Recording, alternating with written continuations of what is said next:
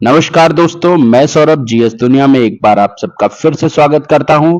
हम लोग पॉलिटी पढ़ रहे हैं और उद्देश्य का ये पार्ट 2 है जो मैं आप लोगों के बीच में लेकर के उपस्थित हुआ हूं। आइए पार्ट 2 में उद्देश्य के कुछ क्वेश्चंस को हम लोग देखते हैं। सबसे पहला क्वेश्चन हमारा है, निम्नलिखित अवतरण में हम भारत के लोग भारत को एक संपूर्ण प्रभुत्व संपन्न समाजवादी पंथ निरपेक्ष लोकतंत्रात्मक गणराज्य बनाने के लिए तथा उसके समस्त नागरिकों को सामाजिक, आर्थिक और राजनीतिक न्याय, विचार, अभिव्यक्ति, विश्वास, धर्म और उपासना की स्वतंत्रता, प्रतिष्ठा और अवसर की समता प्राप्त कराने के लिए तथा उन सब में व्यक्ति की गरिमा और राष्ट्र की एकता और अखंडता सुनिश्चित करने वाली बंधुता बढ़ाने के लिए दृढ़ संकल्प होकर अपनी इस संविधान सभा में आज डैश को एतद द्वारा इस संविधान को अंगीकृत, अधिनियमित और आत्मार्पित करते हैं। इस प्रश्न का जो राइट आंसर होगा, इसके 4 ऑप्शन हैं। पहला ऑप्शन 26 जनवरी 1950, 26 जनवरी 1949 और तीसरा ऑप्शन 26 नवंबर 1949 और चौथा ऑप्शन इनमें से कोई नहीं। तो जो इसका राइट आंसर होगा यहाँ 26 नवंबर 1949 होगा। ये राइट आंसर यहाँ 26 नवंबर 1949 होगा। आइए नेक्स्ट प्रश्न पर चलते हैं और देखिए इसका डिस्क्रिप्शन थोड़ा सा दिया गया है। यह भारतीय संविधान की उद्देशिका है जिसमें भारतीय राज्य व्यवस्था के स्वरूप, उद्देश्य एवं आदर्श का वर्णन किया गया। इसमें उस तिथि का वर्णन भी किया गया है जिस दिन भारतीय संविधान को स्वीकार किया गया। आइए नेक्स्ट प्रश्न की तरफ चलते हैं। हमारा अगला प्रश्न है, भारतीय गणतंत्र की 26/1/1950 को सही संवैधानिक वस्तु स्थिति क्या थी जब संविधान लागू किया गया था? ऑप्शन ए लोकतंत्रात्मक गणतंत्र, ऑप्शन बी संपूर्ण प्रभुत्व संपन्न धर्मनिरपेक्ष लोकतंत्रात्मक गणराज्य, ऑप्शन सी संपूर्ण प्रभुत्व संपन्न लोकतंत्रात्मक गणराज्य, ऑप्शन डी संपूर्ण प्रभुत्व संपन्न समाजवादी धर्मनिरपेक्ष लोकतंत्रात्मक गणराज्य। तो इसमें जो इसका राइट आंसर है, संपूर्ण प्रभुत्व संपन्न धर्मनिरपेक्ष लोकतंत्रात्मक गणराज्य की यहां पर जो है ये बात नहीं की गई थी। यहां जो ऑप्शन नंबर है सी, संपूर्ण प्रभुत्व संपन्न लोकतंत्रात्मक गणराज्य की बात की गई थी। आइए इसकी कुछ डिस्क्रिप्टिव प्रूफ में इसको जब हम लोग देखेंगे तो इसके राइट आंसर को समझ पाएंगे। 26/1/1950 को भारतीय संविधान गणतंत्र की संवैधानिक वस्तु स्थिति भारतीय संविधान की तत्कालीन उद्देशिका के अनुसार संपूर्ण प्रभुत्व संपन्न लोकतंत्रात्मक गणराज्य की थी। समाजवादी पंथनिरपेक्ष अखंडता शब्द इसमें 42वें संविधान संशोधन 1976 की धारा 2 द्वारा जोड़े गए थे और 3/1/1977 से ये लागू हुए थे। आइए अगले प्रश्न की तरफ चलते हैं। हमारा अगला प्रश्न है, भारत के संविधान के निर्माताओं का मत निम्नलिखित में से किसमें प्रतिबंधित होता है? ऑप्शन ए उद्देशिका, ऑप्शन बी मूल अधिकार, ऑप्शन सी राज्य की नीति निदेशक तत्व, ऑप्शन डी मूल कर्तव्य। तो इसमें जो भारत के संविधान के निर्माताओं का जो मत है उसका राइट आंसर है कि इसमें उद्देशिका में ये समर्पित होता है। आइए इसके डिस्क्रिप्टिव रूप को देखते हैं। देखिए, जो भारत का संविधान के निर्माताओं ने का जो मत है वो उद्देशिका में है, और यह संविधान निर्माताओं की मन स्थिति को समझने की एक कुंजी है। यह संविधान निर्माताओं के सिद्धांतों को प्रदर्शित करता है। संविधान की प्रस्तावना ने देश की नियति को आकार देने की प्रमुख भूमिका निभाई। 13 दिसंबर 1946 को संविधान सभा के समक्ष जवाहरलाल नेहरू द्वारा प्रस्तुत उद्देश्य प्रस्ताव को 22 जनवरी 1947 को पारित किया गया। इसे ही संविधान के प्रस्तावना के रूप में स्वीकार किया गया है। आइए अगले प्रश्न की तरफ चलते हैं। हमारा अगला प्रश्न है, भारत में संविधान, अगला जो चौथा प्रश्न है, संविधान में हमारे राष्ट्र का उल्लेख किन नामों से किया गया है? भारत तथा इंडिया, ऑप्शन बी केवल भारत, ऑप्शन सी हिंदुस्तान तथा India, option D Bharat, Hindustan तथा इंडिया। तो इसका जो राइट आंसर है, हमारे जो संविधान में भारत तथा इंडिया नामों का उल्लेख किया गया है, तो ऑप्शन नंबर ए सही होगा। आइए इसका विस्तृत रूप में हम लोग देखें। संविधान में हमारे राष्ट्र का उल्लेख दो नामों भारत तथा इंडिया के रूप में किया गया है। अनुच्छेद 1 उल्लेख करता है, भारत अर्थात इंडिया राज्यों का संघ होगा। भारत अर्थात इंडिया राज्यों का संघ होगा। India that is Bharat shall be a union of state. It is a right answer. आइए अगला प्रश्न हमारा, भारतीय संविधान की प्रस्तावना के सिलसिले में निम्नलिखित में कौन सा क्रम सही है? पहला ऑप्शन गणतंत्र, जनवादी, धर्मनिरपेक्ष, समाजवादी, सार्वभौम, सत्ता संपन्न। ऑप्शन बी सार्वभौम, सत्ता संपन्न, समाजवादी, जनवादी, धर्मनिरपेक्ष, गणतंत्र। ऑप्शन नंबर सी सार्वभौम, सत्ता संपन्न, जनवादी, धर्मनिरपेक्ष, समाजवादी, गणतंत्र। ऑप्शन डी सार्वभौम, सत्ता संपन्न, समाजवादी, धर्मनिरपेक्ष, जनवादी, गणतंत्र। तो यहां जो हमारा ये राइट आंसर है, इसमें हमारा राइट आंसर होगा यहां सार्वभौम, सत्ता संपन्न, समाजवादी, धर्मनिरपेक्ष और लोकतांत्रिक गणराज्य की बात की गई है। जबकि इसमें इन्होंने ये जनवादी जो शब्द है ये नहीं होगा, तो हम इसको अगर यहां से हटा दें तो ऑप्शन नंबर हमारा सी राइट आंसर हो जाएगा। आइए अगले प्रश्न पर चलते हैं। भारतीय संविधान की प्रस्तावना में भारत को किस रूप में घोषित किया गया है? ऑप्शन ए एक सार्वभौम प्रजातांत्रिक गणतंत्र, ऑप्शन बी एक समाजवादी प्रजातांत्रिक गणतंत्र, ऑप्शन सी एक सार्वभौम समाजवादी धर्मनिरपेक्ष एवं प्रजातांत्रिक गणतंत्र, ऑप्शन डी इनमें से कोई नहीं। तो इसका जो राइट आंसर होगा यहां पर है सार्वभौम समाजवादी धर्मनिरपेक्ष और प्रजातांत्रिक गणतंत्र की बात की गई है। आइए नेक्स्ट इसका डिस्क्रिप्टिव रूप को हम लोग देखते हैं। भारतीय संविधान की प्रस्तावना में भारत को एक सार्वभौम समाजवादी धर्मनिरपेक्ष प्रजातांत्रिक गणतंत्र के रूप में घोषित किया गया है। उल्लेखनीय है कि भारतीय संविधान में पंथ निरपेक्ष शब्द का उल्लेख किया गया है, ना कि धर्मनिरपेक्ष शब्द का उल्लेख किया गया है।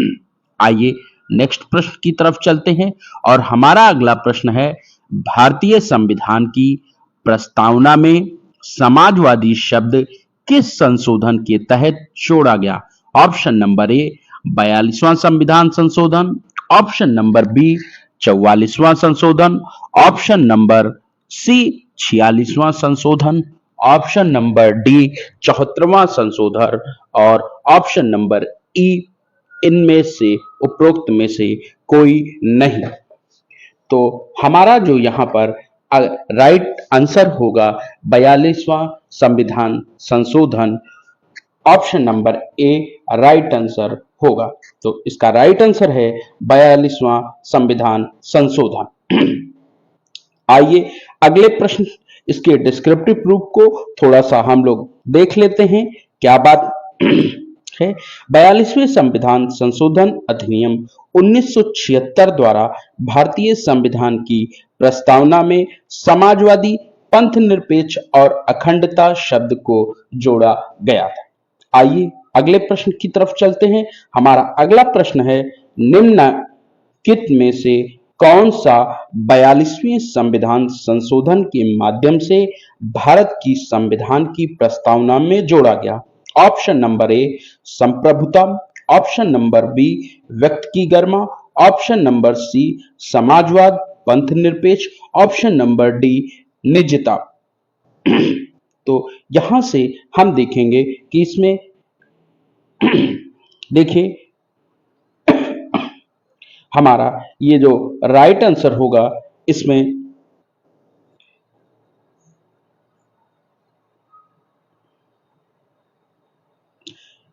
भारत के संवैधानिक संशोधन में जो ये है, ये जो प्रस्तावना में जोड़ा गया था समाजवाद और पंथ निरपेक्ष की बात इसमें जोड़ेगी। ऑप्शन नंबर सी ये राइट आंसर होगा।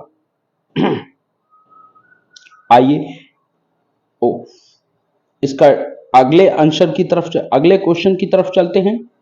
भारतीय संविधान की प्रस्तावना में धर्मनिरपेक्ष व समाजवादी शब्द जोड़े गए। ऑप्शन नंबर ए 39वें संशोधन द्वारा, ऑप्शन नंबर बी 41वें संशोधन द्वारा, ऑप्शन नंबर सी 42वें संशोधन द्वारा,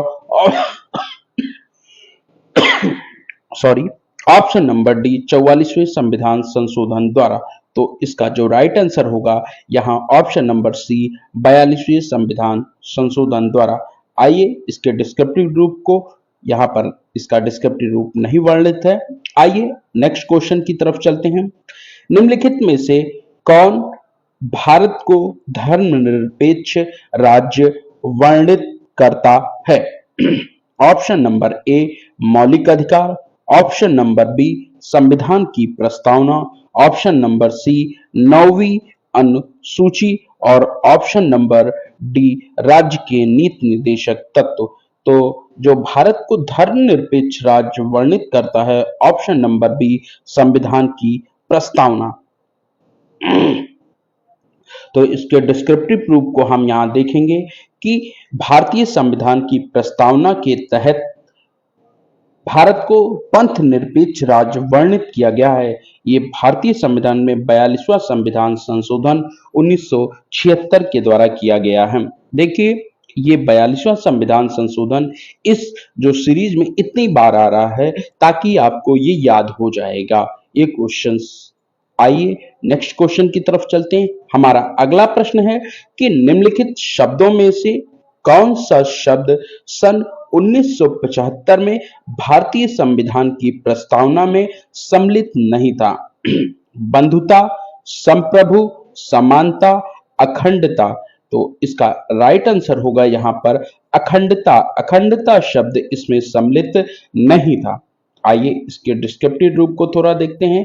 भारतीय संविधान की प्ररुपता में समाजवादी, पंथ निरपेक्ष और अखंडता शब्द 42वें संविधान संशोधन 1976 3/1/1977 से लागू द्वारा ये जोड़े गए थे।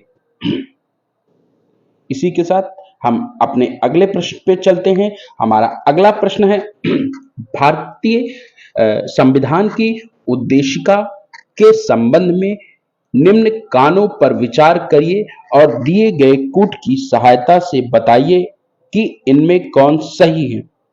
ऑप्शन नंबर 1 है कौन सा कूट सही है। देखिए पंडित नेहरू द्वारा प्रस्तुत ऑब्जेक्टिव प्रस्ताव अंतर्गत्वा उद्देश्य का बना। और दो, इसकी प्रकृति न्याय योग्य नहीं है। और तीसरा, इसका संशोधन नहीं किया जा सकता। चौथा, संविधान के विशिष्ट प्रावधानों को यह रद्द नहीं कर सकता। इसमें कौन सही होगा? ऑप्शन ए केवल 1 और 2, ऑप्शन बी केवल 1, 2 और 4, ऑप्शन सी केवल 1, 2 और 3, ऑप्शन डी केवल 2, 3 और 4। तो इसका जो राइट आंसर यहां पर होगा ऑप्शन नंबर बी, यानी केवल 1, 2 और 4 यहां पर इसके जो राइट आंसर हैं। आइए देखिए, हम अगले प्रश्न पर चलते हैं। हमारा अगला प्रश्न है, भारत के संविधान के आमुख कार्य उसके सभी नागरिकों के लिए सुनिश्चित करना है। क्या है? सामाजिक तथा आर्थिक न्याय, दूसरा विचार तथा अभिव्यक्ति की स्वतंत्रता, तीसरा अवसर की समानता और चौथा व्यक्ति की प्रतिष्ठा। ऑप्शन नंबर ए 1 और 2, option number B 1, 2, 3, option number C 2, 3, 4 और ऑप्शन नंबर डी सभी चारों। तो इसमें जो इसका राइट आंसर होगा यहां पर क्या है? सभी चारों की बात की गई है। सामाजिक तथा आर्थिक न्याय की बात की गई है, विचार तथा अभिव्यक्ति की स्वतंत्रता की बात की गई है और अवसर की समानता की बात की गई है तथा व्यक्ति की गरिमा, व्यक्ति की प्रतिष्ठा की बात की गई है। तो ये चारों पॉइंट इसमें बताए गए हैं। आइए नेक्स्ट क्वेश्चन की तरफ चलते हैं। हमारा अगला प्रश्न है, भारत में लौकिक सार्वभौमिकता है क्योंकि संविधान की प्रस्तावना आरंभ होती है प्रजातांत्रिक भारत शब्दों से, जनता के जनतंत्र शब्दों से, जनता के लोकतंत्र शब्दों से, हम भारत के लोग शब्दों से। तो इसका राइट आंसर होगा ऑप्शन नंबर डी, हम भारत के लोग शब्दों से।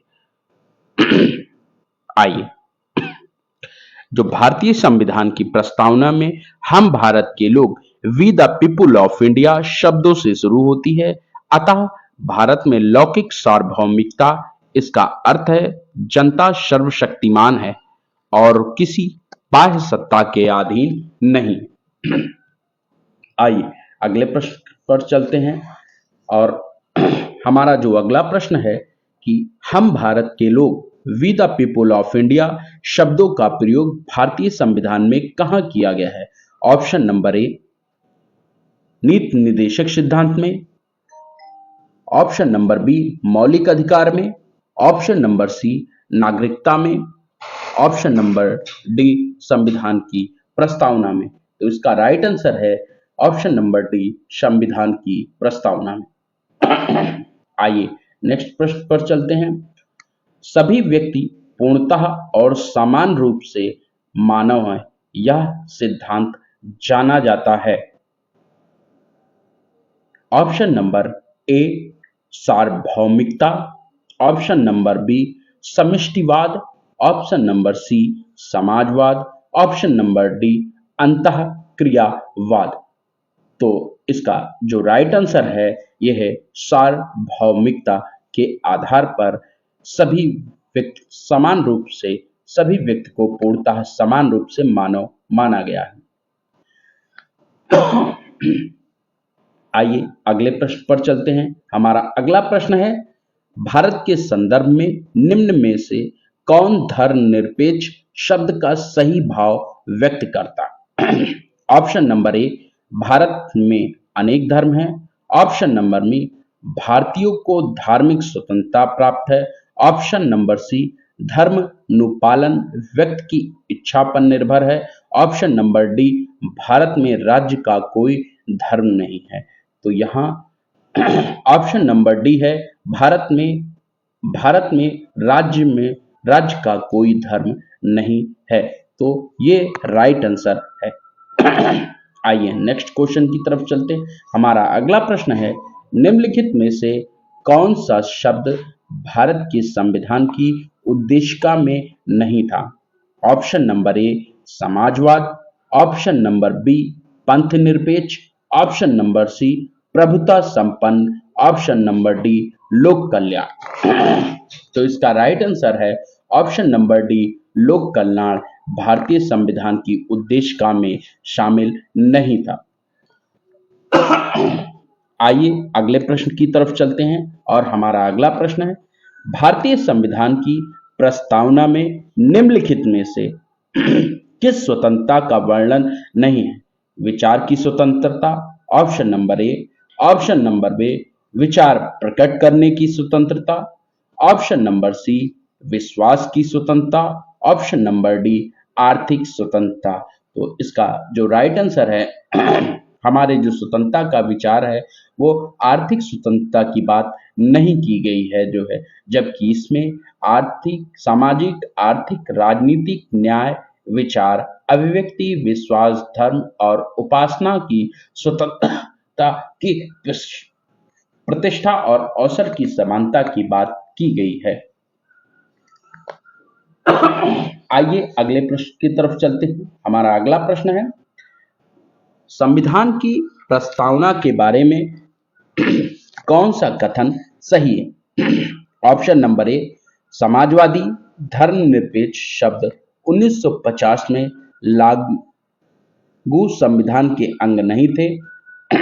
ऑप्शन नंबर बी उक्त शब्द 1977 के संशोधन द्वारा जोड़े गए। ऑप्शन नंबर सी उक्त शब्द 1985 के संशोधन द्वारा जोड़े गए। और ऑप्शन नंबर डी उक्त शब्द संविधान की प्रस्तावना के अंग नहीं है। तो इसका जो राइट आंसर है हमारा ऑप्शन नंबर ए है। ऑप्शन नंबर ए है। आइए हम अगले प्रश्न की तरफ चलते हैं। हमारा अगला प्रश्न है, भारतीय संविधान का कौन सा भाग संविधान की आत्मा कहलाता है? ऑप्शन नंबर ए मूल अधिकार, ऑप्शन नंबर बी राज्य की नीति निदेशक तत्व, ऑप्शन नंबर सी उद्देशिका, ऑप्शन नंबर डी संवैधानिक उपचार का अधिकार।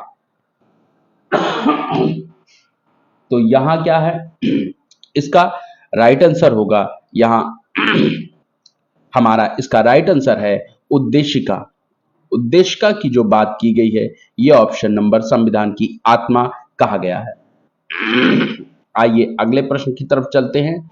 हमारा अगला प्रश्न है, निम्नलिखित में से किसने भारतीय संविधान को हमारे प्रजातांत्रिक गणतंत्र की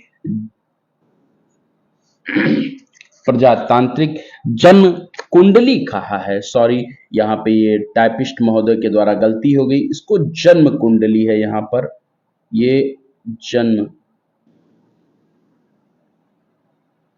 ये है जन्म कुंडली। Option number A Jawaharlal Nehru, option number B Vallabhbhai Patel, option number C B R Ambedkar, option number D K M Munshi. तो यहां पर जो राइट आंसर होगा वो option number D K M Munshi का है। आइए अगले प्रश्न की तरफ चलते हैं। संविधान को एक पवित्र दस्तावेज किसने कहा है? Option number A B R Ambedkar, option number B Mahatma Gandhi, option number C Deendayal Upadhyay, option number D Mohammad Ali जिन्ना।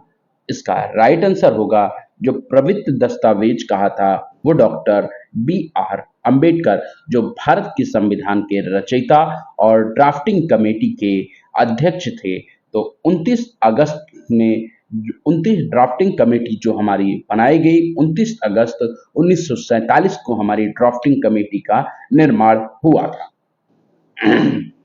आइए हम नेक्स्ट क्वेश्चन की तरफ चलते हैं और हमारा अगला प्रश्न है, किस बात के फैसले में सर्वोच्च न्यायालय ने सर्वप्रथम घोषित किया कि उद्देशिका संविधान का हिस्सा नहीं है? Option number A Berubari, option number B Sajjan Singh, option number C Golaknath, option number D Kesavananda Bharti.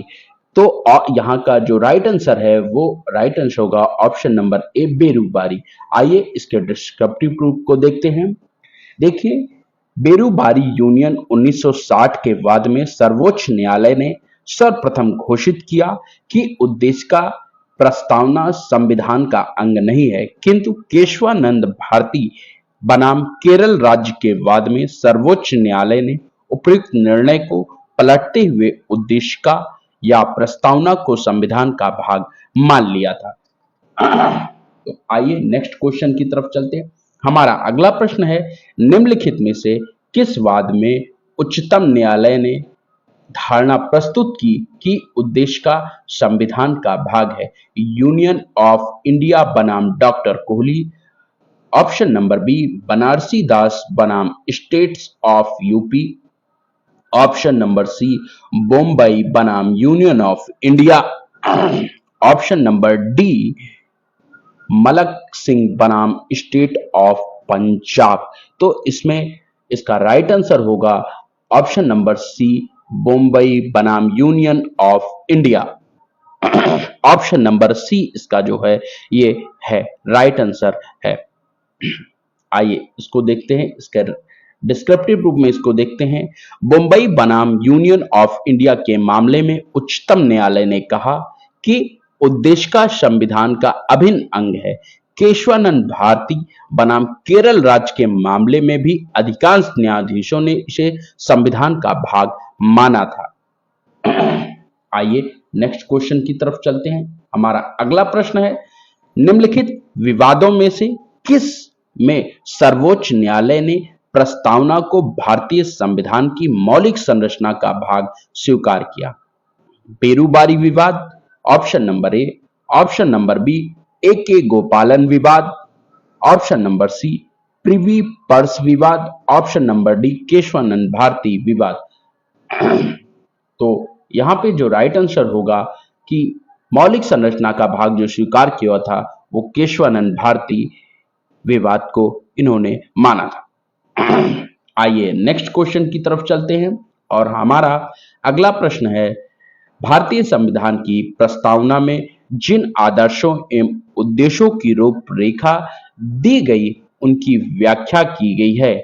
Option number ए मूल अधिकारों के अध्याय में, ऑप्शन नंबर बी राज्य के नीति निर्देशक सिद्धांतों के अध्याय में, ऑप्शन नंबर सी मूल अधिकारों राज्य के नीति निर्देशक सिद्धांतों एवं मौलिक कर्तव्यों के अध्याय में, ऑप्शन नंबर डी संविधान के पाठ में कहीं नहीं। तो यहां जो इसका राइट आंसर होगा ऑप्शन नंबर सी, संविधान के राज्य के भारतीय संविधान के जो मूल अधिकार हैं, राज्य के नीति निर्देशक सिद्धांतों एवं मौलिक अध्यायों में ये बात की रूपरेखा दी गई है। आइए आज का जो हमारा यहां पे देखते हैं इसका डिस्क्रिप्टिव रूप। भारतीय संविधान की प्रस्तावना संविधान के उद्देश्यों को प्रतिबंधित करती है। संविधान का मुख्य उद्देश्य भारतीय जनता को सामाजिक, आर्थिक एवं राजनीतिक न्याय तथा विचार, मत, विश्वास, कर्म और उपासना की स्वतंत्रता एवं प्रतिष्ठा और अवसर की समानता का अधिकार दिलाना है। व्यक्ति का उत्कर्ष कहीं संपूर्ण राष्ट्र के उत्कर्ष में बाधक ना बन जाए, इसलिए संविधान में बंधुता की भावना पर भी बल दिया गया है। इस प्रकार प्रस्तावना में जिन आदर्शों एवं उद्देश्यों की रूपरेखा दी गई है उनकी व्याख्या संविधान के आगे मूल अधिकारों और राज्य के नीति निर्देशक सिद्धांतों तथा मौलिक अधिकारों के अध्यायों को दी गई है। यहीं पर ये हमारे जो ये सारे प्रश्न हैं, यहीं पर हमारे ये प्रश्न समाप्त होते हैं और हमारे जो उद्देशिका के प्रस्ताव के प्रश्न हैं ये समाप्त होते हैं। इसका अगला वीडियो जल्द ही, इसके अगले पार्ट को मैं जो है शासन प्रणाली कैसे कहां से क्या लिया गया, किस तरीके से शासन प्रणाली चलती थी, उसके बारे में शॉर्ट्स नोट्स और उसके कुछ क्वेश्चनों को लेकर के मैं आप लोगों के बीच में फिर से उपस्थित होऊंगा। तब तक के लिए नमस्कार, जय हिंद। और कृपया करके इस चैनल को लाइक शेयर एंड सब्सक्राइब करना ना भूलें। धन्यवाद।